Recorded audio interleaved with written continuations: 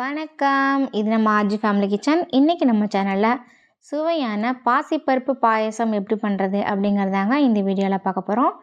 வீடியோவை ஸ்கிப் பண்ணாமல் பார்த்து இதே மாதிரியே நீங்கள் வீட்டில் ட்ரை பண்ணி பாருங்கள். பாசிப்பருப்பு பாயசத்தோட டேஸ்ட்டு அவ்வளோ அட்டகாசமாக இருக்கும். இப்போ வாங்க இது எப்படி பண்ணுறது அப்படிங்கிறத வீடியோக்குள்ளே போய் பார்க்கலாம்.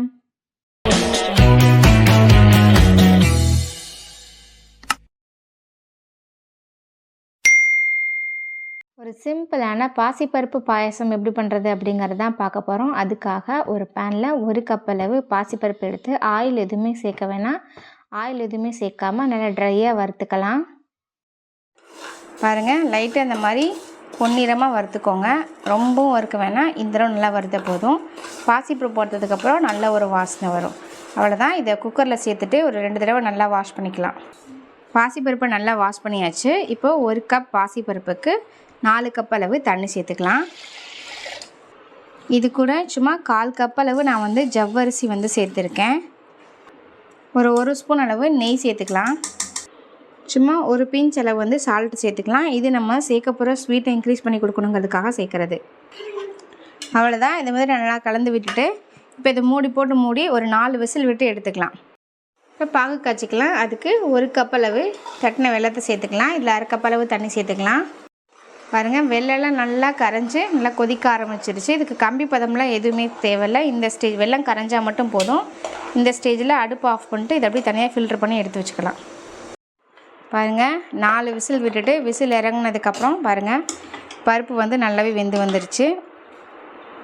இந்த மாதிரி கரண்டியில் லைட்டாக மசிச்சு விட்டாலே போதும். இந்தளவு நல்லா வெந்து வந்துடும். இதில் நம்ம வடிகட்டி வச்சுருக்க வெள்ளைப்பாகை சேர்த்துக்கலாம். நீங்கள் வெள்ளைப்பாகை டைரெக்டாக அப்படியே இந்த பருப்புலேயே கூட நீங்கள் வடிகட்டிக்கலாம்.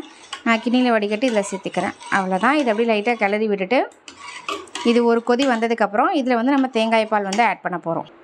கூடவே 4-5 ஏலக்காவை நல்லா நுணுக்கி சேர்த்துக்கோங்க. ஏலக்காய் சேர்த்துட்டு இந்த மாதிரி கலந்து விட்டுக்கோங்க. பாருங்கள், நம்ம பாகு சேர்த்து நல்லா கொதிக்க ஆரம்பிச்சது. இந்த ஸ்டேஜில் அடுப்பு ஆஃப் பண்ணிவிட்டு நம்ம தேங்காய் பால் சேர்த்துக்கலாம். தேங்காய் நல்லா நெத்தி காய எடுத்திங்க அப்படின்னா பாயசம் நல்லா ஸ்வீட்டாகவும் சூப்பராகவும் இருக்குங்க. அந்த மாதிரி எடுத்த தேங்காயில் நல்லா 2 டைம் அரைச்சி எடுத்த திக்கான தேங்காய் பாலுங்க 1 கப் அளவு நான் சேர்த்துக்கிறேன். தேங்காய் பால் சேர்க்கும்போது அடுப்பை கம்ப்ளீட்டாக ஆஃப் பண்ணிடுங்க. அப்படி இல்லை அப்படின்னா நம்ம பால் சேர்த்தோம் அப்படின்னா உடனே திரிஞ்சிடும். தேங்காய் பால் சேர்த்துட்டு அடுப்பை லோ ஃப்ளேமில் வச்சுட்டு லோ ஃப்ளேம்லேயே ஒரு 5 நிமிஷம் வச்சிங்கன்னா போதும். ரொம்ப கொதிக்கணுன்ற அவசியம் இல்லை. லைட்டாக சூடானாலே போதும். இந்த பருப்பு பாயாசத்தோட டேஸ்ட்டை இன்னும் கொஞ்சம் இன்க்ரீஸ் பண்ணி கொடுக்கறதுக்காக நிலக்கடலையை லைட்டாக க்ரஷ் பண்ணிக்கோங்க. அதாவது ரொம்ப பவுடராக அரைக்க வேணாம். இந்த மாதிரி குறைப்பாக அரைச்சிக்கோங்க. இந்த மாதிரி இருக்கும்போது பாயசம் சாப்பிடும்போது நல்லா டேஸ்டியாக இருக்கும். இப்போ நம்ம பவுட்ரு பண்ணி வச்சுருந்தா நிலக்கடலை சேர்த்துட்டு இதை நல்லா கிளறி விட்டுக்கலாம். இதில் சேர்க்கும்போது லைட்டாக கட்டியாக இருக்கும். அதை இந்த மாதிரி லைட்டாக கரைச்சி விட்டுக்கோங்க. இந்த மாதிரி நிலக்கடலையெல்லாம் சேர்த்து நம்ம பாயசம் பண்ணும்போது நல்லா ஹெல்த்தியாகவும் இருக்கும். குழந்தைங்களுக்கு சாப்பிடும்போது ரொம்ப டேஸ்டியாகவும் இருக்குங்க. கண்டிப்பாக இந்த ரெசிபியை நீங்கள் ட்ரை பண்ணி பாருங்கள்.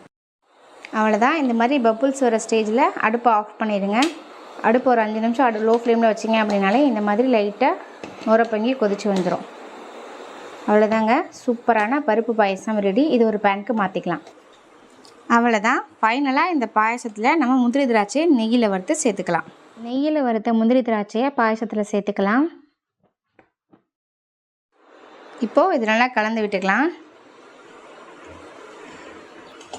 அவ்வளோதாங்க, சும்மா சூப்பரான டேஸ்டியான பாசிப்பருப்பு பாயாசம் சூப்பராகவே ரெடி ஆயிடுச்சு. இந்த மெத்தடில் நீங்கள் ஒரு தடவை இந்த பாயசத்தை ட்ரை பண்ணி பாருங்கள்.